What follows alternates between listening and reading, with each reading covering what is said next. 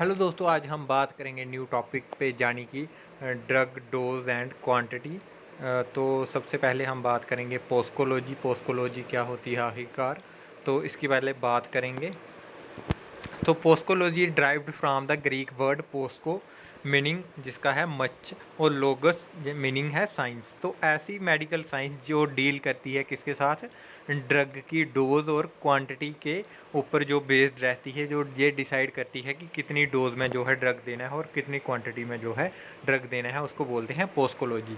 Next हम देखेंगे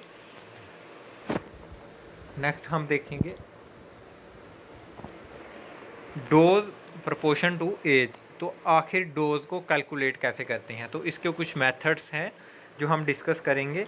जैसे कि कैलकुलेशन ऑफ चाइल्ड डोज। तो चाइल्ड की डोज कैसे कैलकुलेट करते हैं, तो सबसे पहला जो रूल है वो है जंक्स रूल। तो इसमें हम एज को देख के जो है डिसाइड करते हैं डोज को। तो जो फार्मूला वो है चाइल्ड की जो डोज रहेगी equal to the age in year.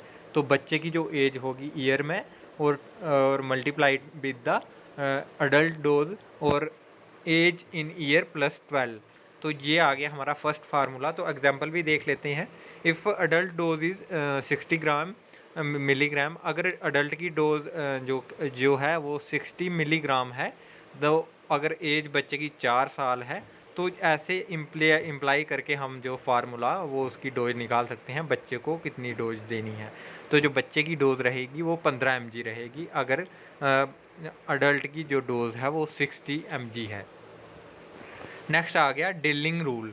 तो डिलिंग रूल में हमें देखने को मिलता है कि जो चाइल्ड होता है उसकी डोज किसके बराबर होती है, age in year by the 20 multiply by adult dose. तो जितनी भी डोज होगी अडल्ट की उसके साथ मल्टीप्लाई करना है किसकी, बच्चे की एज को, और डिवाइड कर देना है 20 के साथ। तो अगर ऊपर वाले फार्मूले को देखें, जंक्स रूल को देखें, तो इसमें हमें सेम था, एज ही थी बच्चे की ईयर में, और उसको मल्टीप्लाई करना था अडल्ट डोज के साथ और डिवाइड करना था एज इन ईयर प्लस 12। तो जितनी भी एज होगी बच्चे की ईयर में उसको 12 के साथ प्लस करना था, मगर डिफरेंस यही है कि इसको 20 के साथ डिवाइड करना है। नेक्स्ट आ गया हमारा क्लर्क मैथ फार्मूला। तो इसको हम देखें तो इसमें हम वेट के अकॉर्डिंग जो है कैलकुलेट करते हैं डोज को। तो इसमें हम देखते हैं child weight upon 70 multiply adult dose. Next देखेंगे हम क्लर्क फार्मूला। तो क्लर्क फार्मूले में देखेंगे child dose equal to child weight in kg multiply by adult dose and divide by 70। तो इसकी जो एग्जांपल नीचे दे रखी है वो है if adult dose is 60 gram milligram.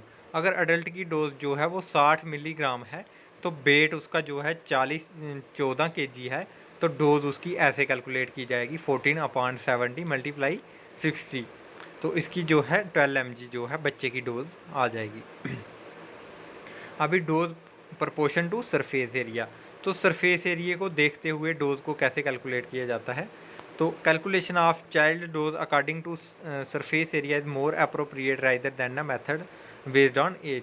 तो बेस्ड ऑन जो सरफेस एरिया के जो मेथड रहता है वो ज़्यादा अप्रोप्रिएट रहता है एज़ कम्पेयर टू जो पहले हमने डिस्कस किए, जाने की as compared to age and weight के अकॉर्डिंग जो है एरिया वाला जो है वो मोर इफ़ेक्टिव रहता है। तो ज़्यादातर जो है सरफेस एरिया के बेस्ड पे ही जो है हमें जो है वो देखना होता है। तो देखते हैं this method is more complicated than the method based on age, but tables have been provided by which dose for child can be calculated। तो इसमें जो है हम एक टेबल का यूज़ करते हैं जिसके अकॉर्डिंग हम जो है डोज को कैलकुलेट करते हैं। तो जो टेबल है वो हम देखेंगे। Surface area of child. तो बच्चे का जो सरफेस एरिया होगा उसको हम मल्टीप्लाई करेंगे 100 के साथ, और सरफेस एरिया जो है अडल्ट का होगा उसको हम कैलकुलेट करेंगे, जिसके बाद हमें जो है परसेंटेज ऑफ अडल्ट डोज दिख जाएगा। तो इससे हमें ये पता चल जाएगा कि अडल्ट डोज की जो है कितने परसेंट जो है वो बच्चे को जो है डोज देनी है। अगर मान लीजिए अगर इसका जो परसेंटेज 10% आता है और कोई जो अडल्ट की डोज 100 mg है, तो वहाँ पे हम 10 mg जो है वो बच्चे को डोज देंगे। तो ये हमारा होगा सरफेस एरिया के बेस्ड पे।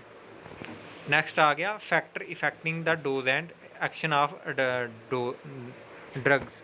तो हम देखेंगे कि परसेंटेज क्या होता है टेबल। तो अगर 1 मंथ का कोई बच्चा है तो उसको 10% जो है अडल्ट डोज देनी है। अगर अडल्ट की डोज 100 है तो उसको 10 mg देनी है। अगर 2 मंथ का है तो उसको 15 देनी है। 4 मंथ का है तो 20% जो है उसको अडल्ट डोज देनी है। नेक्स्ट आ गया हमारा 1 ईयर है तो उसको 25% जो है अडल्ट की डोज देनी है। अगर 3 साल का बच्चा है तो उसको जो है 35% जो है अडल्ट डोज की जो है दवाई देनी है। 5 साल का है तो उसको जो है 40% तक जो है अडल्ट डोज की दवाई हम दे सकते हैं। अगर 10 साल का है तो उसको 60% दे सकते हैं। वहीं अगर 12 साल का है तो 75 दे सकते हैं और 16 का है 90 दे सकते हैं। Factor affecting and action of drugs. तो कौन कौन से फैक्टर जो हैं इफेक्ट करते हैं ड्रग की डोज को। तो सबसे पहले आ गया age. In determining the dose of the drug that the age of individual is of great sufficiently specifically in younger and very old person. तो एज जो है हम देखते हैं सबसे पहले जो यंगर सबसे छोटे बच्चे होते हैं उनमें, और जो ज़्यादा ओल्ड होते हैं उनमें जो है एज को देखना ज़रूरी रहता है। क्योंकि जो है अडल्ट में हमें जो बच्चे होते हैं तो उनको जो है बहुत ही कम मात्रा में जो है डोज देनी होती है। वहीं अगर बात की जाए जो बड़े लोग होते हैं तो उनको भी कई बार जो है कम करनी पड़ती है, क्योंकि जो उनके एक्सक्रीटरी जो सिस्टम होता है वो कई बार उतना अच्छे से काम नहीं करता होता, क्योंकि एज्ड पर्सन में जो है ड्रग की एक्सक्रीशन उतनी अच्छी नहीं रह जाती, उसमें उसको डिफ़िकल्टी होती है। तो जिसकी वजह से newborn infant are abnormally sensitive to certain drug because of immature state of their hepatic and renal function by which the drugs are normally inactivated and eliminated from the body. तो बच्चों में जो है वो ज़्यादा cautious रहना पड़ता है, क्योंकि जो है वो बच्चे कुछ ड्रग्स के लिए सेंसिटिव हो सकते हैं, उनको रिएक्शंस हो सकती हैं, क्योंकि उनकी बॉडी अभी प्रिपेयर नहीं हुई होती। उनका हिपैटिक यानी कि लीवर का सिस्टम और रीनल यानी कि किडनी का सिस्टम जो है उतना अच्छे से फंक्शन नहीं कर रहा होता कि वो किसी ड्रग को एक्सक्रीट कर पाएँ। तो जो अडल्ट होते हैं यानी कि जो बच्चे होते हैं और जो ओल्ड होते हैं उनको जो है ज़्यादा ध्यान रखना पड़ता है। बॉडी वेट, अभी बॉडी वेट के अकॉर्डिंग भी जो है वो डोज को देखा जाता है। Generally recommended adult dose are based on normal body weight.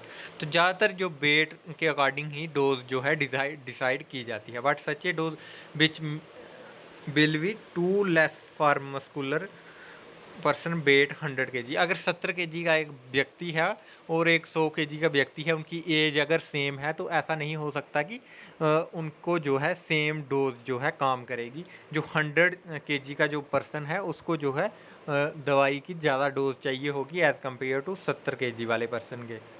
तो जो है वेट का भी ध्यान रखा जाता है। The calculation of dose for children on the basis of body weight is concern more dependable than the basic strictly on age.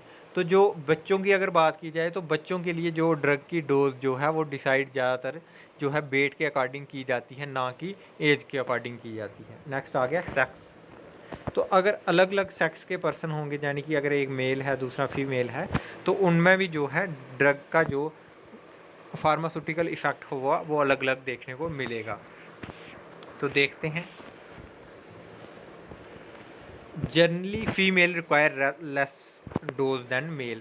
तो जनरली ये देखा जाता है जो फीमेल्स होती हैं यानी कि जो वुमेन्स होती हैं जहाँ गर्ल्स होती हैं, उनको जो है डोज जो है वो कम चाहिए होती है एज़ कम्पेयर टू मेल्स। और also due to the reason that they may are more responsive to the effect of certain drugs than male. तो और कुछ ड्रग्स में उनको जो है इफ़ेक्ट ज़्यादा देखने को मिलता है फीमेल्स में as compared to males. Drugs should be given very carefully during. तो अगर उनमें मेंस्ट्रुएशन साइकिल चल रहा हो, प्रेगनेंसी हो, लैक्टेशन कर रही हो, ब्रेस्ट फीडिंग कर रही हो, तो कुछ ड्रग्स जो है उनको अवॉइड भी करना पड़ता है उनके केस में। Whereas the drug which stimulate the contraction of uterus should be avoided in pregnancy. तो कुछ ड्रग्स जो है यूट्रस की कंट्रैक्शन में जो हेल्प करते हैं, तो उन ड्रग्स को जो है अवॉइड करना चाहिए प्रेगनेंसी के टाइम पे, तो ताकि जो है अबनॉर्मल एबॉर्शन ना हो जाए। तो उसको अवॉइड करने के लिए जो यूट्राइन कंट्रैक्शन की जाती करने वाले ड्रग्स होते हैं जैसे ऑक्सीटॉक्सिन, तो उस टाइप के ड्रग्स को अवॉइड करना पड़ता है ड्यूरिंग द प्रेगनेंसी। नेक्स्ट देखते हैं।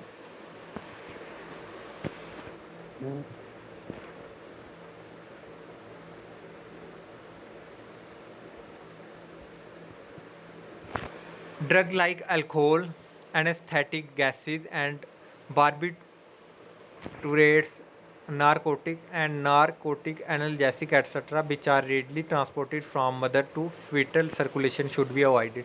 तो ऐसे ड्रग्स जो हैं जो कि मदर की जो सर्कुलेशन सिस्टम से बेबी के सर्कुलेशन सिस्टम में ट्रांसफ़र हो जाते हैं, जैसे अल्कोहल हो गया, एनेस्थेटिक गैसेस होगी जैसे, तो बारबिट्रेट्स हो गए, नारकोटिक ड्रग्स हो गए और नॉन नारकोटिक एनाल्जेसिक ड्रग हो गए। तो इस टाइप के ड्रग्स को अवॉइड करना चाहिए ताकि वो फिटस को किसी प्रकार का साइड इफ़ेक्ट ना हो, result in the death of. तो इन ड्रग्स की वजह से जो है डेथ भी हो सकती है फिटस की यूट्रस में। तो during lactation drugs such as antihistamine, तो अगर लैक्टेशन हो रही हो, ब्रेस्ट फीडिंग कर रही हो मदर, तो उस टाइम पे जो है एंटीहिस्टामाइन ड्रग्स हो गए, मॉर्फिन हो गया, टेट्रासाइक्लिन जो एंटीबायोटिक ड्रग है, तो उसको अवॉइड करना चाहिए, जो कि ये ब्लड में नहीं मिल्क में जो है पास ऑन होते हैं, और जब बेबी जो है ब्रेस्ट फीडिंग करता है तो उससे उसको साइड इफ़ेक्ट देखने को मिलते हैं। रूट ऑफ एडमिनिस्ट्रेशन, तो अगर रूट जो है एडमिनिस्ट्रेशन का ड्रग का, वो भी बहुत हद तक जो है ड्रग की थेरेप्टिक वैल्यू को इफ़ेक्ट करता है। अगर किसी डोज को हम किसी ड्रग को अगर हम ओरली ले रहे हैं तो उसका जो अब्जॉर्प्शन होगा वो स्लो होगा as compared to IM and IV, तो IV में सबसे फास्ट होगा। टाइम ऑफ एडमिनिस्ट्रेशन, तो ड्रग को कब एडमिनिस्टर करना है, कब ड्रग को लेना है, ये भी बहुत ज़्यादा जो है मैटर करता है। Time of administration drug is very important. Drug are rapidly absorbed from empty stomach, तो जो अगर खाली पेट किसी ड्रग को लिया जाए तो वो फास्टली अब्जॉर्ब हो जाता है एज़ कम्पेयर टू अगर खाना लेने के बाद अगर किसी ड्रग को लेते हैं तो वो उसमें टाइम लगता है उसको अब्जॉर्ब होने में। Hence an amount of drug that are effective when taken before meal and ineffective after administration of. तो कुछ ड्रग्स क्या होते हैं, अगर उनको खाना खाने के पहले लिया जाए तो वो क्या करते हैं, मोर इफ़ेक्टिव होते हैं। अगर कई बार उनको मील्स यानी कि खाना लेने के बाद अगर हम लेते हैं तो वो इफ़ेक्टिव नहीं रहते और वो क्या हो जाते हैं, इनएक्टिवेट हो जाते हैं। On other hand irritating drugs are better tolerating, और कुछ ड्रग्स क्या होते हैं जो कि स्टोमक की म्यूकस मेम्ब्रेन में इरिटेशन पैदा करते हैं, तो उस टाइप के ड्रग्स को हमें हमेशा जो है मील्स खाना खाने के बाद ही लेना चाहिए, जैसे कि आयरन हो गया, आर्सेनिक हो गया, कोड लीवर ऑयल हो गया। तो इस टाइप की शुड भी ये जो है हमेशा हमें जब रोटी ले ली हो उसके बाद ही इनको लेना चाहिए, खाना लेने के बाद, मील्स लेने के बाद ही खाना चाहिए।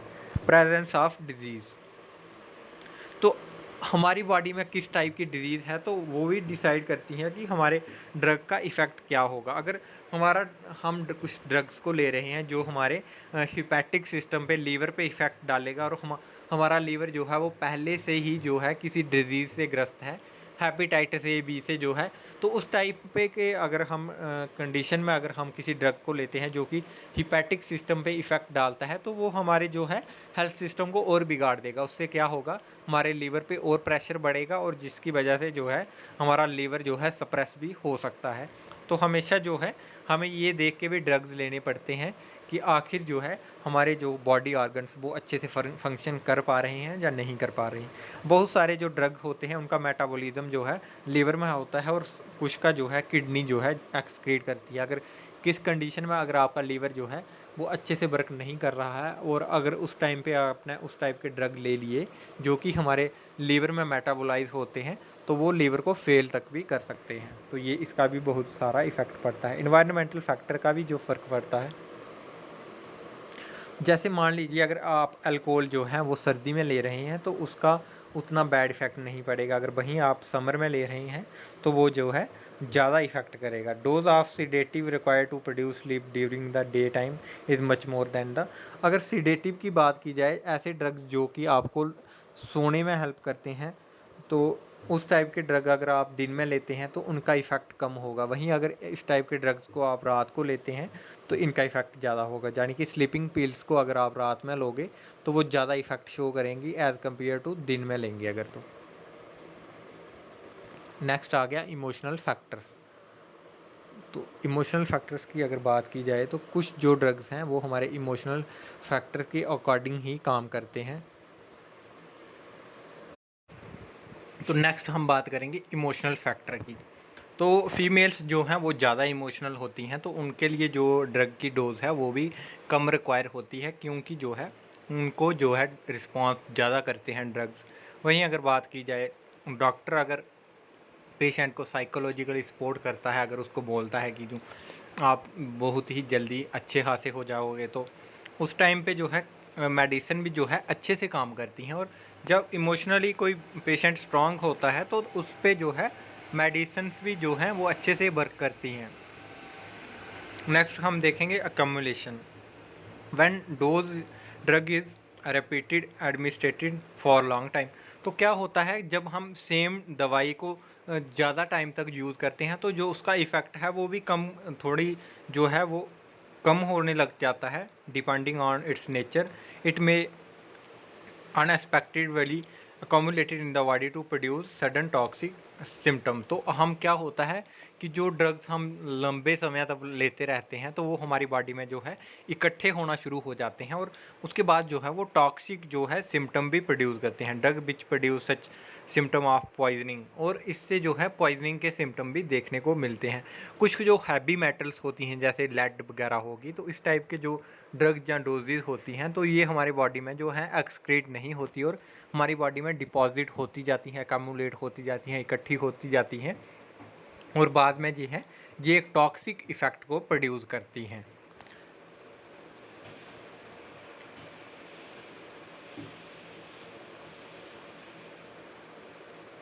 Are called cumulative drugs.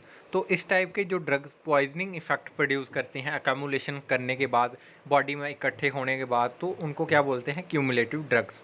Cumulative effect are usually produced by slow excretion. तो ये क्यूमुलेटिव इफेक्ट होता क्या है, तो क्यूमुलेटिव इफेक्ट ये होता है कि जब हमारी बॉडी में कोई ड्रग हम ले रहे हैं तो वो एक्सक्रीट नहीं होता, बाहर नहीं जाता, उसकी एक्सक्रीशन नहीं होती और वो बॉडी में जो है डिपॉजिट होता जाता है।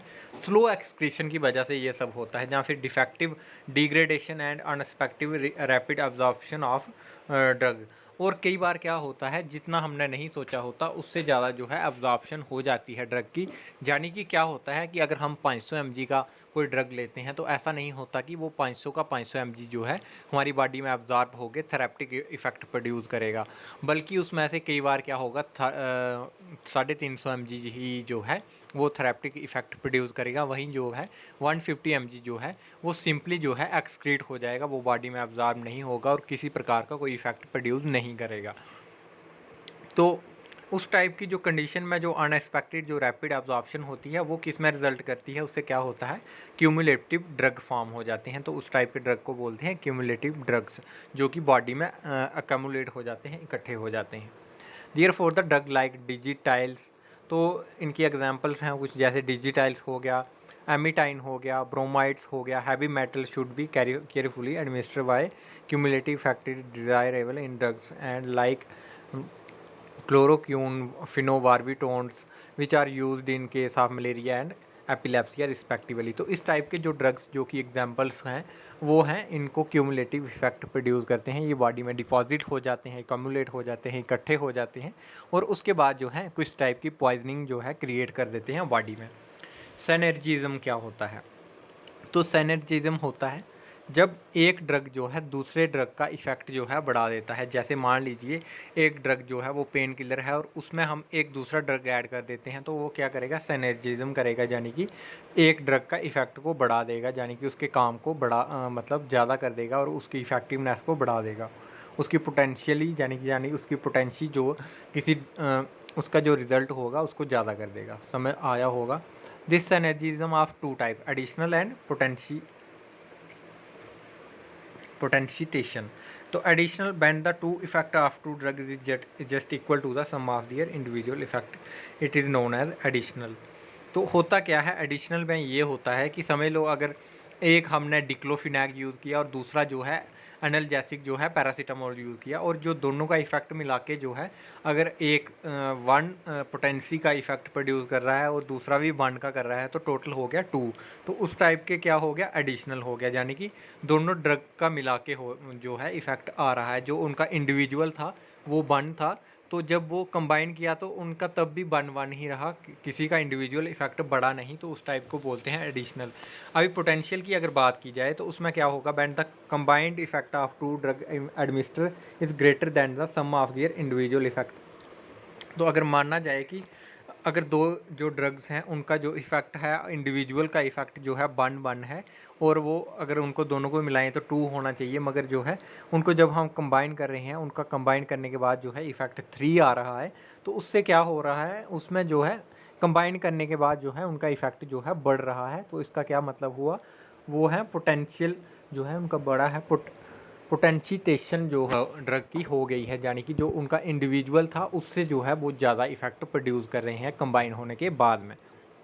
तो इस टाइप की जो हम बात करेंगे ड्रग की, वो है ephedrine and adrenaline act as a better bronchodilator. तो ये जो ड्रग हैं इनका जो इंडिविजुअल जो इफेक्ट है, अगर उनको कंबाइन प्लस किया जाए तो वो कम हो जाता है, जब इनको हम मिक्स करके करते हैं तो वो ज़्यादा हो जाता है। Synergism very useful where desired therapeutic result needs difficulty to obtain with the single dose, especially if single dose drug produce side effect।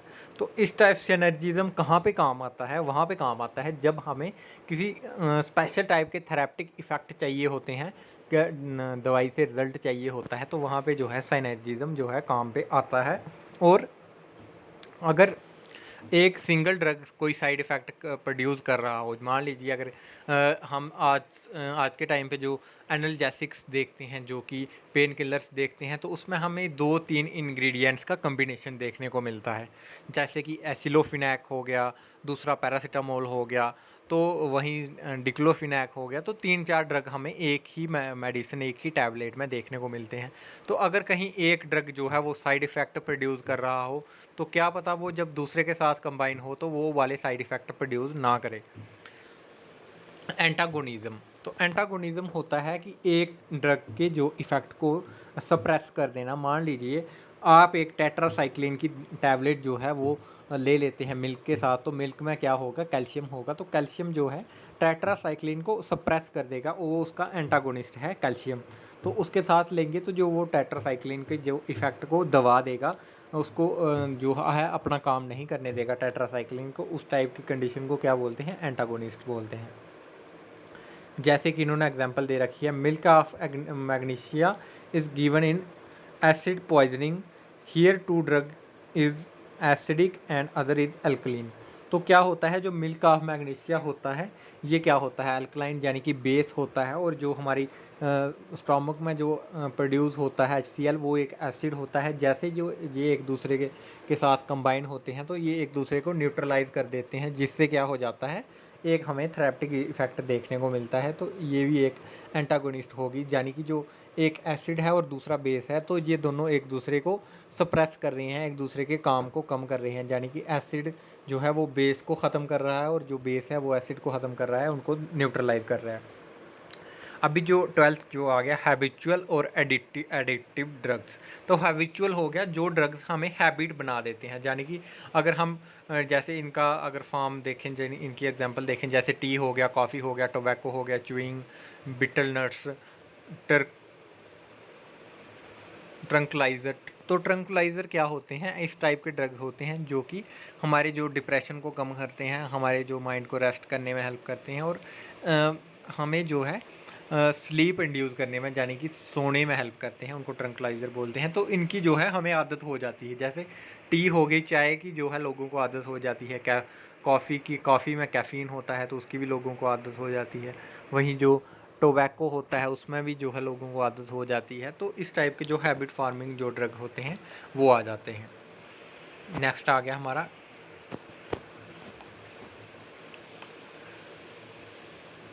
Addiction. तो एडिक्शन किस चीज़ का होता है, जैसे अल्कोहल हो गया, अल्कोहल का जो है एडिक्शन हो जाता है, हमारे जो बॉडी के रिसेप्टर होते हैं वो टाइम टू टाइम जो है उसको जो है मांगना शुरू कर देते हैं। उसके लिए हमारे दिमाग में अर्ज पैदा होती है कि हमें वो जो है मिले, जैसे मॉर्फिन हो गया, हीरोइन होगी, कोकीन होगी। तो इस टाइप के ड्रग्स जो हैं ये क्या करते हैं, एडिक्शन पैदा करती हैं। Idiosyncrasy, all the person do not response alike to the same drug. तो आइडियोसिनक्रेसी क्या होती है कि दो जो सेम पर्सन हैं उनको अगर सेम डोज ड्रग दी जाए तो वो दोनों उसको अलग अलग से रिस्पॉन्स करेंगे। ऐसा नहीं है कि दोनों पर्सन सेम रिस्पॉन्स करेंगे। तो कुछ एग्जांपल्स देखते हैं। When A abnormal and unusual reaction is produced by drug, it is known as idiosyncrasy. Few mg of aspirin may produce gastric hemorrhage and some dose of quinine may produce rings in ear. तो कुछ लोगों में aspirin जो है वो क्या करती है, गैस्ट्रिक हेमरेज कर सकती है। वहीं अगर स्मॉल डोज में क्यूनाइन लिया जाए तो वो क्या है, रिंग्स को पैदा कर सकती है ईयर में। तो यानी कि वो जख्म्स को जो है पैदा कर सकती है हमारे कानों में। तो जो है हर एक पर्सन जो है अलग अलग से रिस्पॉन्स करता है ड्रग्स को, तो उसको क्या बोलते हैं, आइडियोसिनक्रेसी बोलते हैं। तो एस्पिरिन जो है वो बहुत ही कम लोगों में जो है गैस्ट्रिक हैमरेज पैदा करती है, बल्कि इसका काम जो है वो ब्रोंकोडाइलेटर है।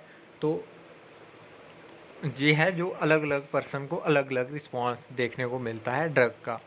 हाइपर सेंसिटिविटी, तो हाइपर सेंसिटिविटी क्या होती है, तो कोई ड्रग जो है एलर्जिक रिएक्शन पैदा कर देते हैं। जैसे कि कईयों को इंजेक्शन देते ही उनकी बॉडी में जो रैशेस पैदा हो जाते हैं, तो उसको बोलते हैं hyper sensitivity. Immediately type it is a serious and required promoting the injecting adrenaline, otherwise death में भी अक्कर। तो कई बार क्या होता है, एलर्जिक रिएक्शन इतने हद तक हो जाती है, उस लेवल तक हो जाती है कि उससे बंदे की डेथ भी हो सकती है। और उस कंडीशन में जो है इमीडिएटली जो एड्रेनालाइन का जो इंजेक्शन देना पड़ता है। Delay type in which urticaria skin rashes and contact dermatitis में अक्कर। तो जो हाइपर सेंसिटिविटी होती है ये दो टाइप की होती है। एक जो है इमीडिएटली देखने को मिलती है, जिसमें क्या होता है किसी व्यक्ति की सांसें रुकने लगती हैं, वो इजली ब्रीथ नहीं कर पाता। और उस टाइप की कंडीशन में क्या होता है कि उसको एड्रेनालाइन यानी कि लाइफ सेविंग ड्रग जो है इमीडिएटली देने पड़ते हैं, ताकि वो उसकी ब्रीथ जो है वो कंटिन्यू हो पाए। वहीं जो है एक होती है डिलेड, जिसमें हमें सिर्फ स्किन पे रैशेस वगैरह देखने को मिलती हैं और वो कुछ टाइम के बाद जो है ठीक भी हो जाती हैं। उस टाइप को बोलते हैं डिलेड। टॉलरेंस, नेक्स्ट देखेंगे हम टॉलरेंस।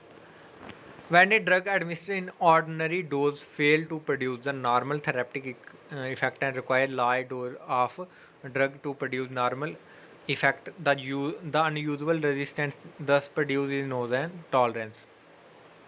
तो क्या होता है कि कई बार हम किसी को थोड़ी सी छोटी डोज में जो है ड्रग एडमिनिस्टर करते हैं, देते हैं, तो उससे उसको क्या है जो इफ़ेक्ट जो है पैदा नहीं होते, थेरेप्टिक इफ़ेक्ट।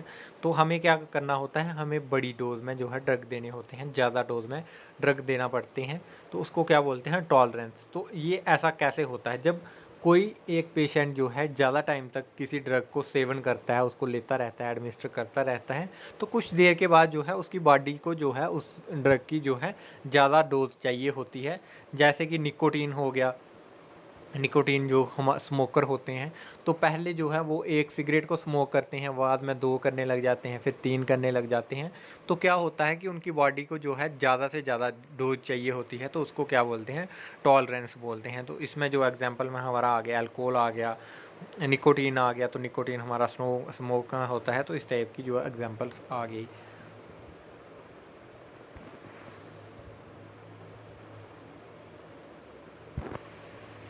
नेक्स्ट आ गया हमारा tachyphylaxis. It is also known as acute tolerance. तो ये क्या होती है, एक्यूट टॉलरेंस भी बोलते हैं tachyphylaxis. It is observed in certain drugs that which they are administered rapidly at very short intervals. The cell receptor get blocked up and pharmaceutical response to their particle drugs is decreased. तो क्या होता है, जब हम कुछ समय के बाद जो है बार बार किसी सेम ड्रग को लेते रहते हैं, तो उससे क्या होता है, जो हमारे सेल के जो रिसेप्टर होते हैं, हमारे सेल बॉडी के जो सेल हैं उनके जो रिसेप्टर होते हैं वो धीरे धीरे क्या हो जाते हैं, ब्लॉक हो जाते हैं। और जो फार्मास्यूटिकल जो रिस्पांस होता है वो प्रोड्यूस होना कम हो जाता है। एक पार्टिकुलर ड्रग के प्रति जो है उसका रिस्पांस जो है वो डिक्रीज होने लग जाता है। By increasing the dose this decrease response can be reversed. तो इसको रिवर्स करने के लिए, इसको रिस्पांस को ठीक करने के लिए हमें जो है वो ज़्यादा डोज देनी पड़ती है किसी भी ड्रग की। What if the administration of drug is stopped for a long time, the time है।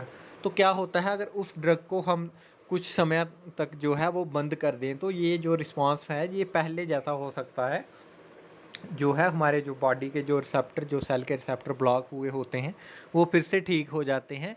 तो हमें जो है क्या करना होता है, कुछ टाइम तक जो है ड्रग को जो है, एक पार्टिकुलर ड्रग को जो है बंद करना होता है, उसको एडमिनिस्ट्रेशन नहीं करनी होती उसकी। तो this condition is known as tachyphylaxis. Drug like ephedrine, amphetamine and cocaine and nitrates behave in this way. तो जो ये एग्जांपल्स हैं, जैसे एपिड्राइन्स हो गया, एम्फीहेटामाइन हो गया, और जो है कोकेन हो गया और नाइट्रेट्स हो गए, इस टाइप के जो ड्रग्स होते हैं, इनको जो ये इस टाइप का जो बिहेवियर जो है शो करते हैं। तो इसके साथ जो है हमारा ये टॉपिक ख़त्म हुआ। तो मिलते हैं नेक्स्ट वीडियो में जल्दी से।